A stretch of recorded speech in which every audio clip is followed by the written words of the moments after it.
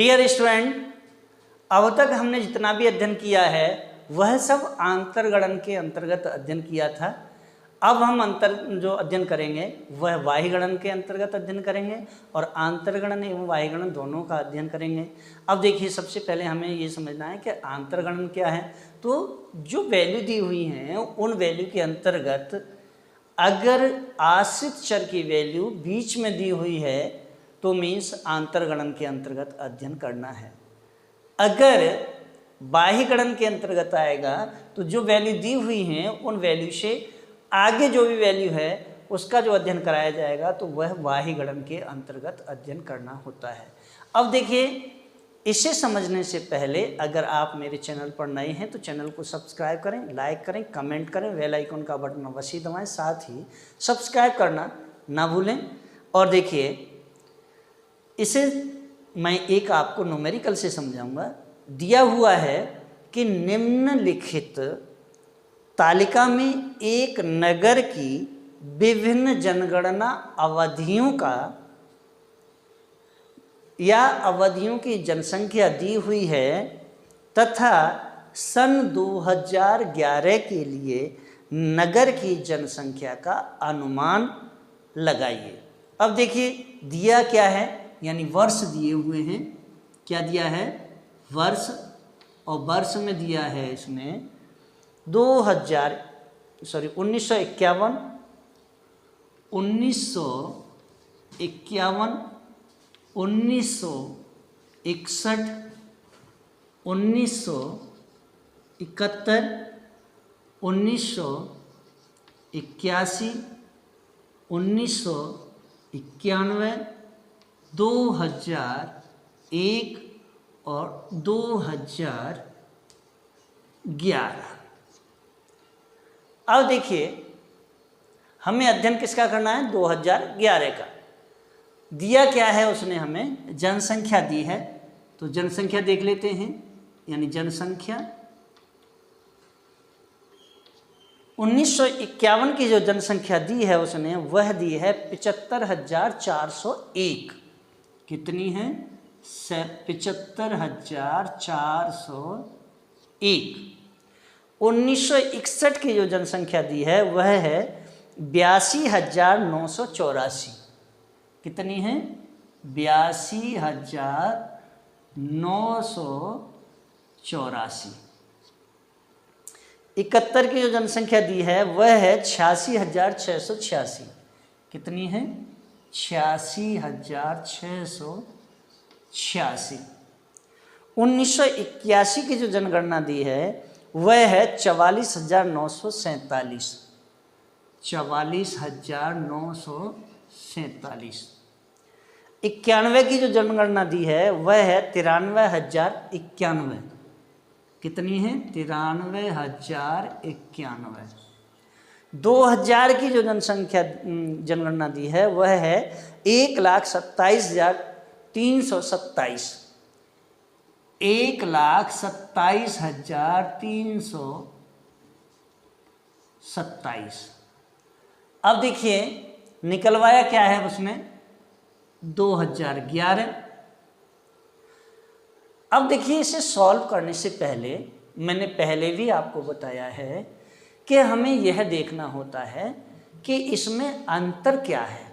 देखिए, 1951 to 1961 to 1971 to 1981 to 1991 to 2001, 2011, जिसका जो अंतर है वह अंतर 10 वर्ष का आ रहा है हर एक में।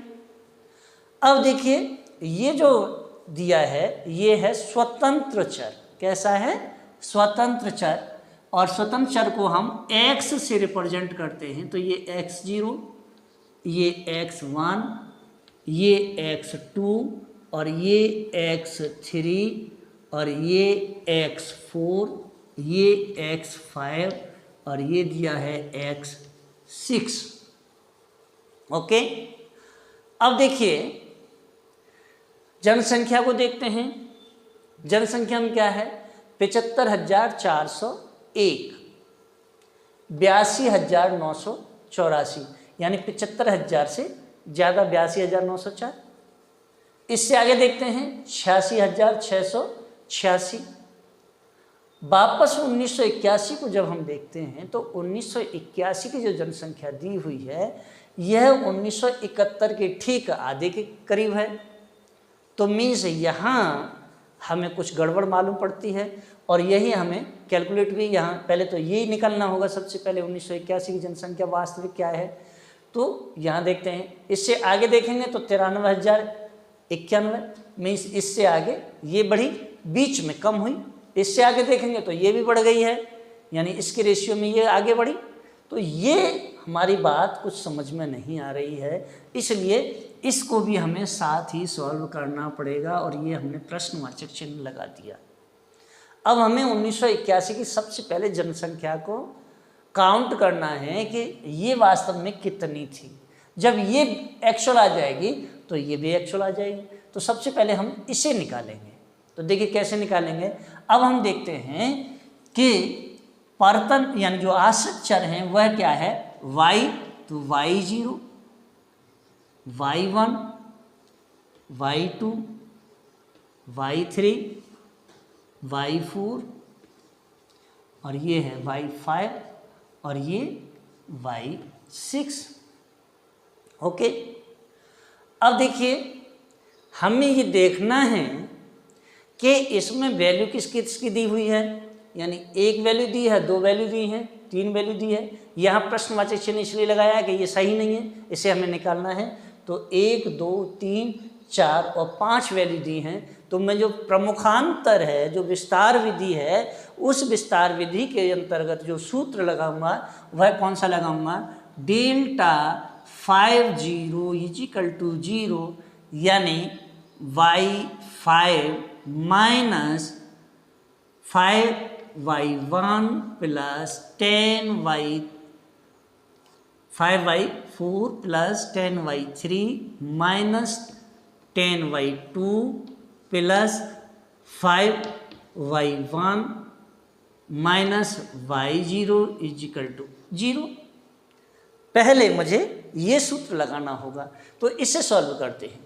अब देखिए इसे सॉल्व करेंगे तो देखिए y5 की वैल्यू क्या दी हुई है, 1,27,327 मीन्स y5 की वैल्यू रख लेते हैं 1,27,327 ऋण y5 यानी y4 की वैल्यू जो दी है वह कितनी है, 5 गुणा कितनी है, 93,091। तो ये 93,091। अब देखिए y3 मुझे कैलकुलेट करना है, तो माइनस 10y3 प्लस क्या, सॉरी प्लस है ये। अब माइनस y2 की वैल्यू कितनी है, तो 10 गुणा y2 की वैल्यू दी हुई है 86,686, 86,686। इसके बाद प्लस 5y1, तो y इंटू y1 की वैल्यू कितनी है, 82,984, 82,984। इसके बाद y0 माइनस y0 की वैल्यू कितनी है, 75,401, 75,401 इजिकल टू 0। अब भाई आप सॉल्व कर लीजिए। तो देखिए क्या होगा, 1,27,327 ऋण। अब हम क्या करेंगे, इसका मल्टीप्लाई कर देंगे और मल्टीप्लाई जब करेंगे तो ये जो वैल्यू आएगी, ये वैल्यू आएगी आपकी 4,65,455। क्या होगी, 4,65,455 धन। अब 10/3 निकालना है ऋण। आगे देखें, इसका अगर हम गुणा करेंगे तो ये जो वैल्यू आएगी ये वैल्यू हो जाएगी, यानी 10 गुना कर दीजिए तो 8, 6, 6, 8, 6, 0, 10 गुना हो गया। धन कर लीजिए 5 गुना कर दीजिए 82, यानी 82,29,84 को 5 गुना करेंगे और 82,984 को अगर हम 5 गुना करेंगे तो ये वैल्यू हो जाएगी 4,14,920। 4,14,920 ऋण 75,401 इजिकल टू 0।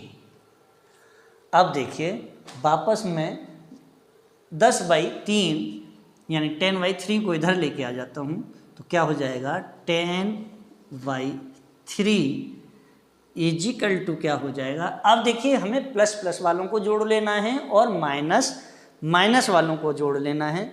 तो देखिए ये जो वैल्यू है इधर हमेशा 10 प्लस ही रहता है, तो ये वैल्यू किसकी है प्लस की, एक तो प्लस की ये हो गई और एक वैल्यू प्लस की आपकी ये है। तो मुझे क्या करना है 1,27,327 को 4,14,920 को जोड़ लेना है। तो 1,27,327 धन क्या हो जाएगा 4,14,920 ऋण। अब देखिए ऋण क्या करना है 4,65,455 और ये जोड़ लेना है तो 4,65,455 धन 86,68,60 धन 75,401 75,401 इजिकल टू 0। अब देखिए ये वाली वैल्यू जोड़ लीजिए, ये वाली वैल्यू जोड़ लीजिए। तो जोड़ लेते हैं। देखिए इस वैल्यू को अगर हम जोड़ेंगे यानी 10/3 इजिकल टू ये जो वैल्यू जोड़ेंगे तो ये वैल्यू आपकी जोड़ के आएगी 5,42,247। कितनी आएगी 5,42,247। नेक्स्ट माइनस ये वाली वैल्यू अगर जोड़ते हैं तो ये वाली वैल्यू आएगी आपकी 14,07,716 14,07,716। अब देखिए इन दोनों वैल्यू को मैंने जोड़ लिया। अब ये वैल्यू है जो जोड़ने के बाद में अगर इसे हम घटा लेंगे तो घटाने के बाद में जो वैल्यू आएगी वह वैल्यू किसकी होगी माइनस की आ जाएगी। तो ये जो वैल्यू आएगी ये वैल्यू आएगी आपकी 8,65,469 यानी 8,65,469। ओके। अब चूंकि 10/3 इजिकल टू 86,54,69 है तो 3 बराबर क्या हो जाएगा 86,54,69/10 बराबर क्या हो जाएगा 10 का भाग दे दीजिए 10 8 80 10 6 60 10 5 50 10 4 40 10 6 60 और 10 निम 90। तो ये वैल्यू इसकी आ जाएगी।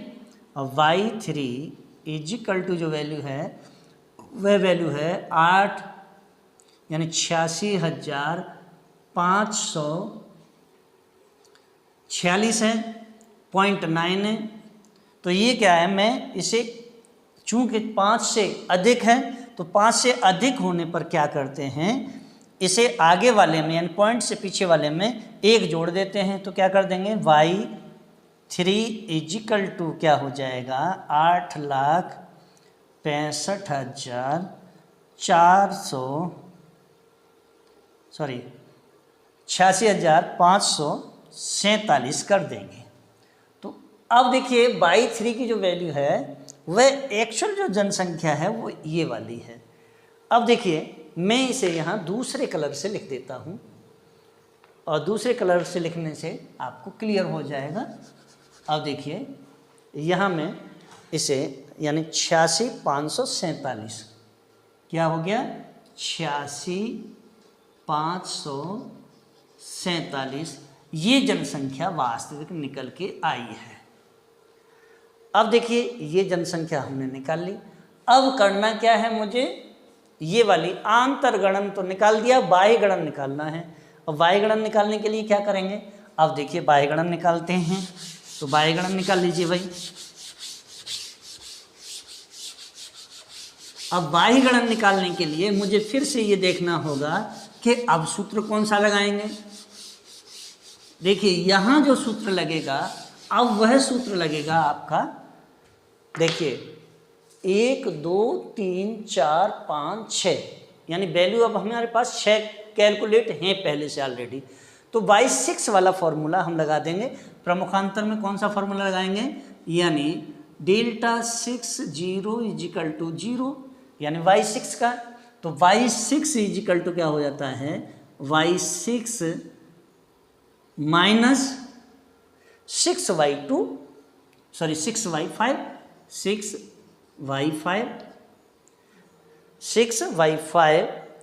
Plus 15y4 minus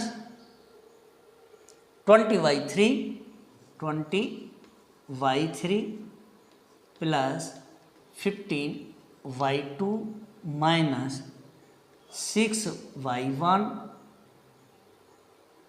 plus y0 equal to 0। ये वाला फॉर्मूला लगेगा। अब लगा लीजिए। तो देखिए y6 की तो वैल्यू हमको कैलकुलेट करनी है, इसलिए क्या करेंगे y6 माइनस 6y5। तो 6 इंटू y5 की वैल्यू कितनी है 1,27,327 धन।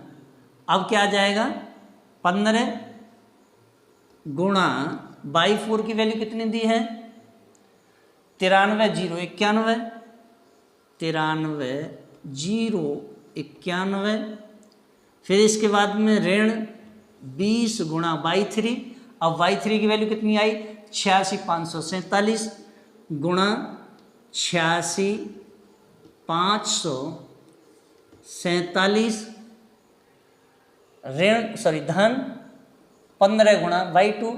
तो 15 गुणा 86,686 इसके बाद क्या है ऋण। अब 6 गुणा कितना करना है y1 की वैल्यू 82,984 धन कितनी है 75,401। अब भाई आप मल्टीप्लाई कर लीजिए।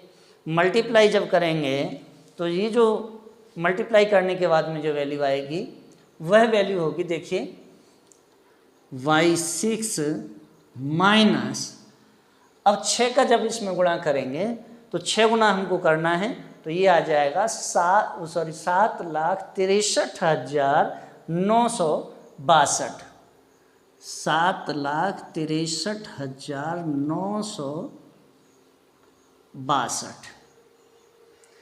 दूसरी वाली वैल्यू 15 गुना इससे करना है तो ये जो वैल्यू आएगी वह आएगी 13,96,365 13,96,365 ऋण। अब इसे 20 गुना करना है, 20 गुना करने पर ये आ जाएगी 17,30,940 17,30,940 धन। अब देखिए 15 गुना करना है 86,686 को 86,686 को 15 गुना करेंगे तो ये वैल्यू आ जाएगी 13,290, यानी 13,290 ऋण।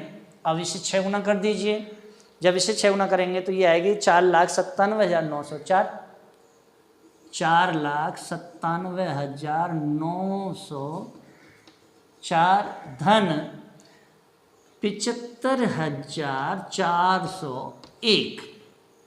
अब वही से काट पीट कर लीजिए। तो देखिए क्या करना है, y6 इजिकल टू क्या करना है, इजिकल टू करना है, ये माइनस की है, ये प्लस की है, ये माइनस की है, ये प्लस की है, ये माइनस की है, ये प्लस की है। तो मैं क्या करूं, पहले प्लस प्लस वालों को जोड़ लूं, माइनस माइनस वालों को जोड़ लूं, है। तो देखिए हम क्या करेंगे, प्लस प्लस वालों को जोड़ लेते हैं, माइनस माइनस वालों को जोड़ लेते हैं। तो जोड़िए, कैसे जोड़ेंगे, देखिए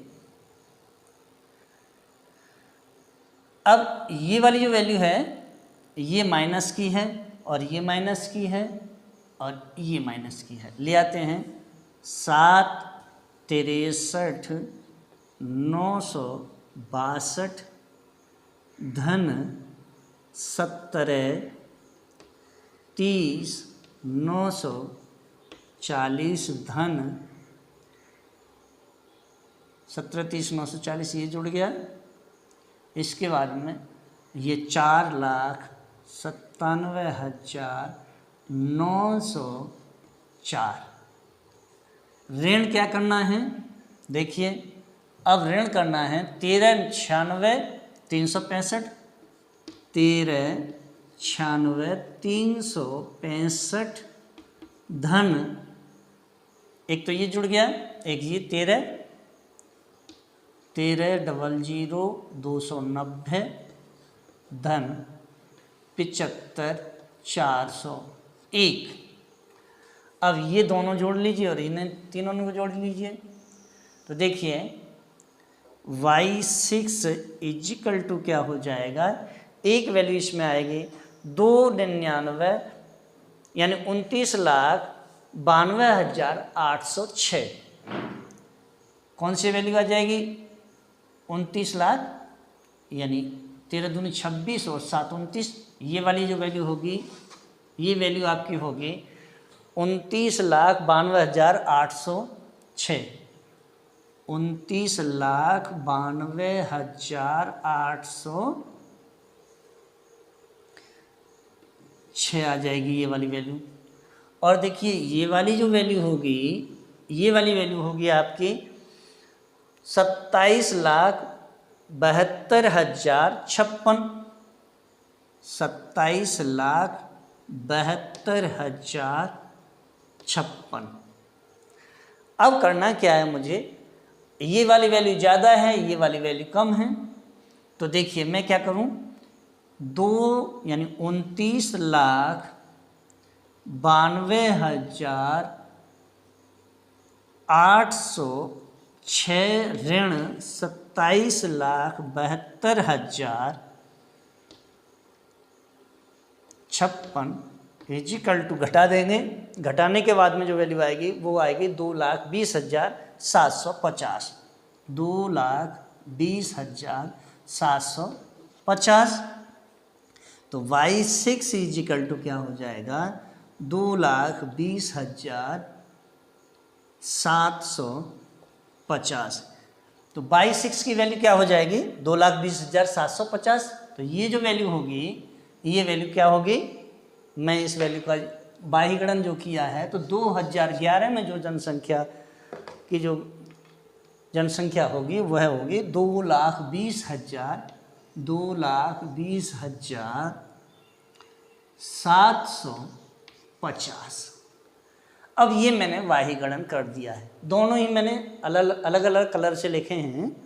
अब देखिए देखना ये है कि जो सन 2011 की जनसंख्या है, उस नगर की जनसंख्या का पूर्वानुमान अगर हम लगाते हैं तो 2,20,750 तो आया है, लेकिन ये होगी तो सही, मगर यह भी अधिक विश्वसनीय नहीं है, क्योंकि जनसंख्या में किसी भी दिन कोई भी परिवर्तन होते रहते हैं। प्रतिदिन बच्चे नए जन्म लेते हैं, प्रतिदिन मृत्यु भी होती है, प्रतिदिन जन्म लेते हैं, प्रतिदिन मृत्यु होती है, प्रतिदिन जन्म लेते हैं, प्रतिदिन मृत्यु होती है।